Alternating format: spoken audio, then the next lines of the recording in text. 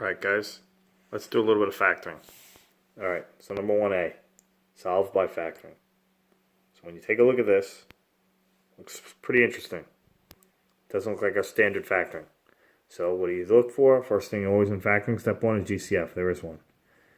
Take out the GCF, write down what's left.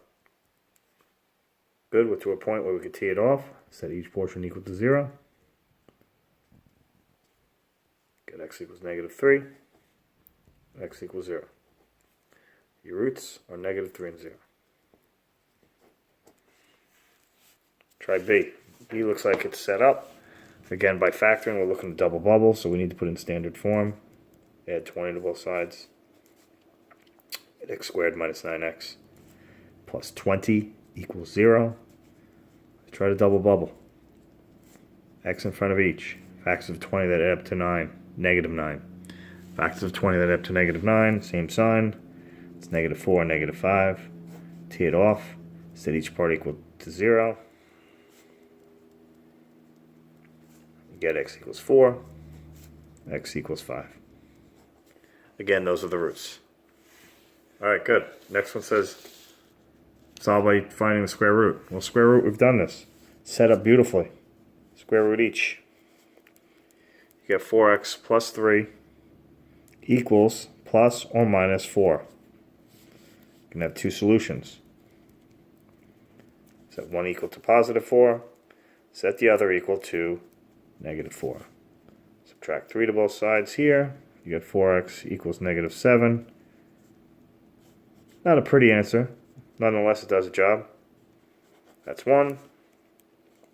Subtract 3 to both sides. You get 4x equals 1. Get x equals 1/4. And once again, you could check this also on the calculator. Number 3 says solve by completing the square. Completing the square, what we're looking for is the a term to be 1, b term to be even, and then we pop over the c term. So you should get x squared plus, minus 8x equals -15. So the b term, you take over to the side, you have it. Once you have it, you square it. That portion gets added to both sides. So you should get x squared minus 8x plus 16 is equal to 1. Purpose is to make this a perfect square. X minus 4. Remember, this minus from earlier is actually what gets it within the parentheses. Is equal to 1. Square root, x minus 4 equals plus or minus 1. When you break it off, two answers. -4 equals 1. X minus 4 equals -1. The answer here is 3. The answer here is 5. So make sure we get that in camera. And there you go. If you want, you can check your solution right here on the calculator. Take a look at the calculator. When you go to on y equals, you're going to type in that original equation, which was x squared minus 8x, and I believe it was plus 15. You're going to look at the table. You're going to see a couple things here. Number 1, we found the vertex, 4, -1. That also tells me that the axis symmetry is at x equals 4. The roots occur where the y value is 0. It's 3 and 5. Let's look at our solutions. We got 3 and 5. And there you go. Alright, onward. Next says, number 4, solve by using the quadratic formula. Quadratic formula, you need to know how to use it. It's not so much the problem. It's the issue that you guys have is the math within it. So x equals -b. -b. Well, let's write it down first. -b plus or minus square root b squared minus 4ac, all of it divided by 2a. So we should know the a, the b is 1, and the c is -4. So you plug in your numbers. -1 plus or minus square root 1 squared minus 4 times the a value, which is 5, times the c value, which is -4. Let's focus in on that a little bit. All that divided by 2 times the a value, which is 5. All right, great. So, work it out. -1 plus or minus square root. That is 1. That multiplies to positive 80. All of it divided by 10. X equals -1 plus or minus. This right here is 81. So the square root of 81 is 9 over 10. So 2 answers. One is going to be -10 over 10, which is -1.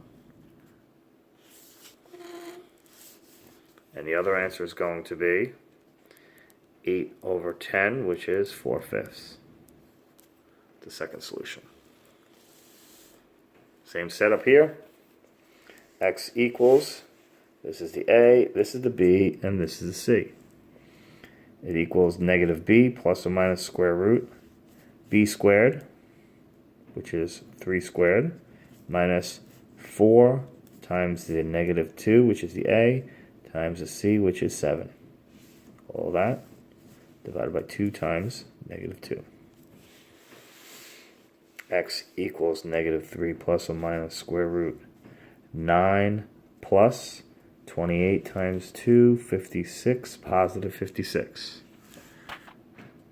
All right, 56 divided by -4.